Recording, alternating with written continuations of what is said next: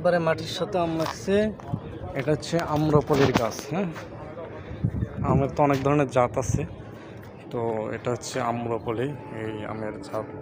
এটা কাঁচা খেলে প্রচণ্ড টক, আর মানে পেকে গেলে এত মিষ্টি, মধুর মতো, একবারে গলায় ঝাঁঝ লাগে।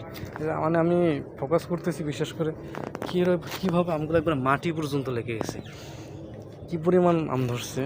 আর গাছটা কিন্তু খুব একটা বড়ও না, হ্যাঁ, ছোটো গাছ, হয়তো দুইজন মানুষের সমান হবে।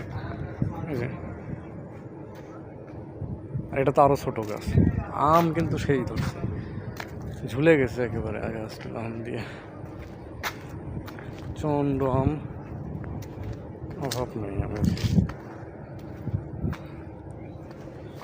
আমি যদি একটি আম হাতে নেই, আমের গায়ে একগুলো সাদা কেমন যেন, এই যে হাত দিলে একটা দাগ আসে, কেমন যেন একটা সাদা একটা প্রলেপ ফেলানো, দাগটা আবার হাতে ওঠে না, মানে স্পষ্ট হয় না, কিন্তু আরেকবার ট্রাই করা যাক।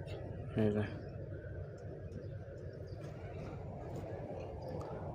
হাতে হালকা একটু ওঠে, মনে হচ্ছে সোনো দিছে, সরি পাউডার, যে কি পাউডার যেন বলা ওগুলো রে, ঘামাচি পাউডার, তিব্বত আইসকুল এরকম দিয়ে রাখছে মনে হয়।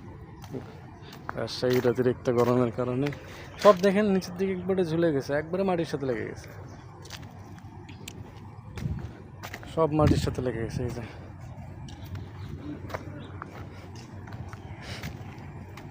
এই যে আরেকটা, এগুলো হচ্ছে আম্রপলি। হ্যাঁ, আর মামু নাম দেখাবো এখন আমি। এই যে মামু নাম, এই যে এটা হলো মামু নাম, ওটা হেঁটে বেড়ায়। এটা হলো মামু নাম, হ্যাঁ, রাজশাহীর মামু নাম। এই যে আমের গায়ে নাম লেখা মামুন। অনেক গাছ আছে। ওকে।